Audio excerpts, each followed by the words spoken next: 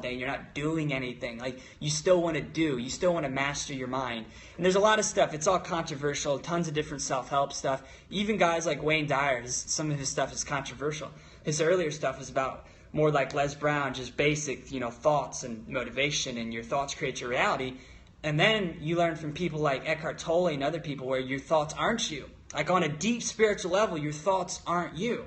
They're really not. Your mindset is not you. What you are is essentially like the essence of who you truly are. Like, after you die, when you leave your body, you leave this earth, what you really are is this, like I said, that formless, infinite, still beingness. That's God, that energy that flows through and in everything in this world. Whether you believe that or not, I think that's just the truth. But that's inside of you. And I think it's a combination of, you want to get connected to that, and then you also want to master your mind. So when I was going at before I got onto a rant was, you want to, hey, what's going on, Skylar? Thanks for joining, man. Thanks for joining. I'll look into the Facebook because I'm on Periscope and Twitter, Facebook Live. So I think what you want to do is you want to make your mind your servant, right? Make sure you're in control of your mind, right?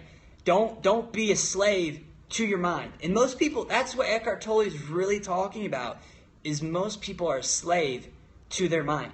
They're a slave to negative thoughts and conditional, habitual thought patterns and concepts and ideas of like, this is who I am. The amount of money I make that I've ever made, that I've made up to this is just reality. Like, that's totally limiting yourself. That's limiting yourself. Like, when you judge somebody, you're not really judging them. I think, like Wayne Dyer said, you're judging yourself. You're putting a limit on yourself because you're saying that person's defined. That's who they are. They're a blank, fill in the blank. They're a Catholic. They're a Muslim. They're a home business owner. They're an entrepreneur. They're mean. Whatever when you call them, however you define them, you're putting in limits. Now, obviously, like, here's the debate again, at least in my mind, is there's practicality in that. There's practicality to be able to form groups and help separate people for positive things, in constructive ways. Like to know the difference between, this person believes that and this person believes that, so we can respect each other's differences in opinions and beliefs. There's practicality in that in everyday life. Like, you always hear the saying, don't judge. Don't judge a book by its cover, and don't judge a person. Don't label them and that stuff. But in the sense of, if you're walking outside at night and you go down a dark alley and you see somebody with a big black straight coat jacket on and you see a glint like they got a knife, obviously, in my mind, I'm going to judge and think that person's bad news. Now, they might not be. They could just be the cook that just got off work, and it means no harm or nothing to anybody. But if you judge in that circumstance, you're going to keep yourself safe, because chances are you're going to be like, all right, I'm going this way. Like, I don't want to get, come across somebody that could be potentially harmful to me. So those are the thoughts that go through my mind when you're really studying this deep spiritual stuff about the stillness and the being. And I really do believe there's so much value to be gained by meditating and finding that stillness within yourself, and realizing that you are infinite and you have unbelievable potential and you can do anything you really want in your life. I can believe that. And spiritually speaking, like, you're infinite. You have just more potential than any human being could ever put in words, because words are limiting. No, there's no word that's not limiting. Any word that is defining something is putting a limit on it. But then again, like I said, there's practicality, because if we didn't have limits, if we didn't have definitions, if we didn't have the meaning, it's essentially all meaning that we attach to things. Without that, how would we survive? Like, there's practicality in a foot in both worlds. And just, like I was saying earlier, master your mind. Don't make your slave, or don't be a slave to your mind.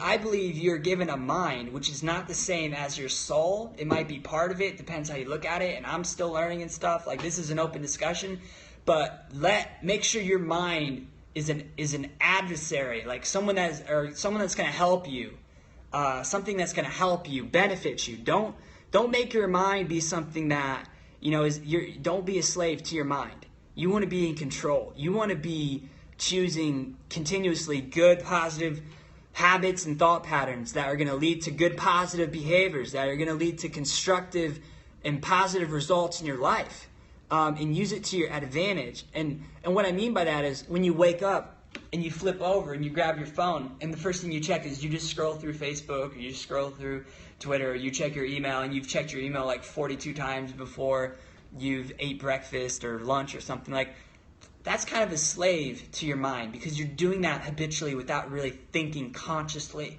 So what you can do to gain back control of your mind, to use it to your advantage rather than to your disadvantage in life, because this is really about anything. This is about life. This is about some deep stuff here, about everything.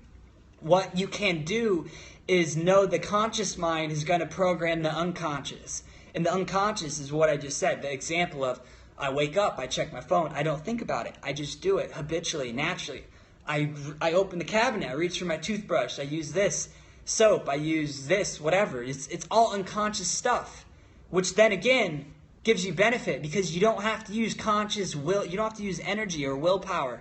You don't have to think, oh, I wake up in the morning, okay, what do I have to do now? Should I eat breakfast? Should I put on my shoes first? Should I take a shower? Should I go for a walk? Should I start prospecting? Should I, you can do an infinite number of things at any time, at any given point in our life. Like, you always have the ability to choose, but it's not practical to have to consciously think about what should I do every given minute or hour of every day. It's not practical. So, some of this stuff that you might hear, you wanna have it with balance, and you wanna still make sure you're doing what's getting you results, I think, in your life. You don't want to get it out of hand. Your live videos are getting extremely good, bro. Tons of stuff I'd have to read for hours to. Yeah, dude, awesome. I appreciate that, Skylar. That's what's up. Really glad to hear that. Yeah, I mean, I've been learning a ton of spiritual stuff, and obviously it's cool to learn, and a lot of it makes sense, but then at the same time, a lot of it is counterintuitive to being human. It kind of, I don't know, it's kind of confusing. It kind of depends how you look at some of this stuff. But yeah, I mean, study Eckhart Tolle if you want to learn how to be more present and clear. That's one thing. It'll definitely help you be more present in the moment and clear in the here and the now, which I believe is the only time that really ever exists. Being present in the here and now. It's the only time that exists. And you may think, well, what about the past and the future? And the past was real and stuff, but you're never going to go back there unless you're in some other realm of something and you're God. You're not going to go back there. The only time you've ever experienced in life is the now moment, because that past was once the now, and the future, the next minute, the future, near future, or the next 10 years, or the next 100 years, or 1,000 years. It's just going to be another now present moment. So that connects you to your power source, is when you're present in the moment. When you're calmer, when you're clearer, when you're a clear channel, you can think more clearly, you can give more weight and attention to a specific idea or thought, and you can manifest it faster and easier. Because if you're, like I said, going back, if you're a slave to your mind's going to be bouncing ideas through your mind and your head all the time. What time is it? How long have I been doing this? And I should be doing this. And the dog needs to be fed now. And I got to this and that. All these thoughts coming through your head all the time. And you're going to be a slave to those thoughts unless you learn how to really calm and clear your head and your consciousness. So that way you can really live a conscious-driven life and focus on what you're trying to create, what's most important to you. In the book called The Master Key System by Charles F. Hannell. It's a great book on learning how to apply and use the law of attraction, very spiritual, woo-woo, esoteric stuff. In that book, it says, if you want to get rich or make a lot of money, what you have to have is the money consciousness. If you want to be happy and peaceful, you have to have the happy consciousness.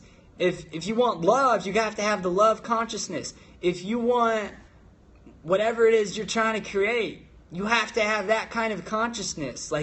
Your mind, your consciousness, your spirit, all of that energy, the invisible stuff, the infinite. That's what manifest into the physical reality. But only ever first, it begins in your mind.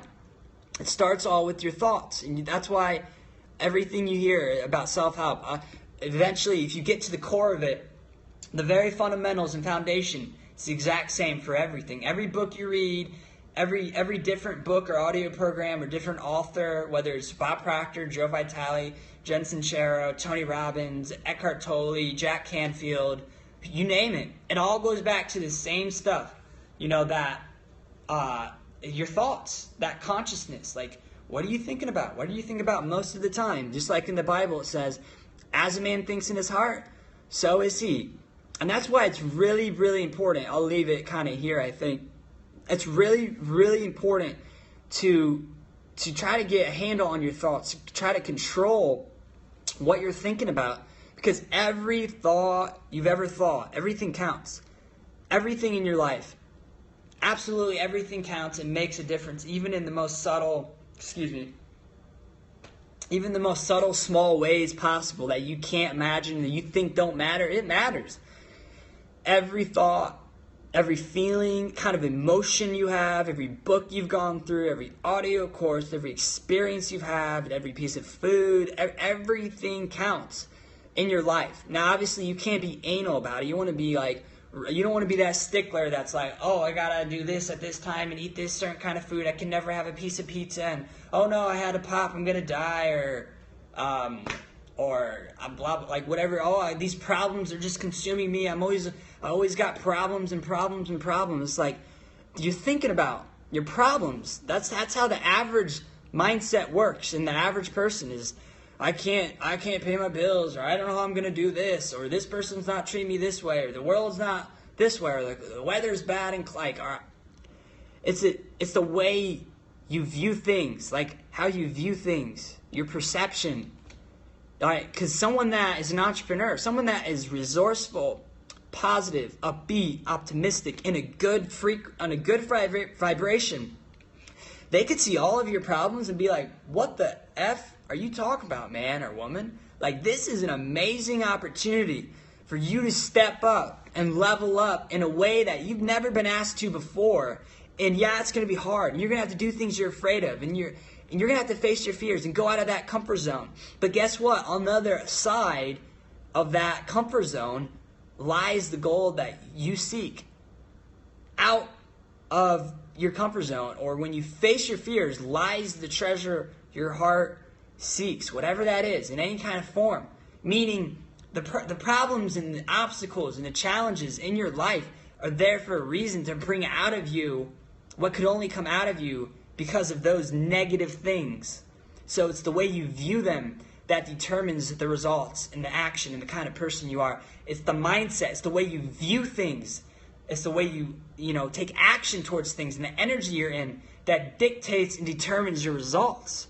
So you got to be real with yourself. Like, this is some high level, some good stuff. I really hope you guys, I use all this stuff in my own life to try to, get the best results in every area. And it's not easy, because you can only hold a thought at a time. You can only really have one kind of a consciousness until you get everything going unconsciously in all areas. And there's so many areas of life that obviously everybody's got some problems here or there.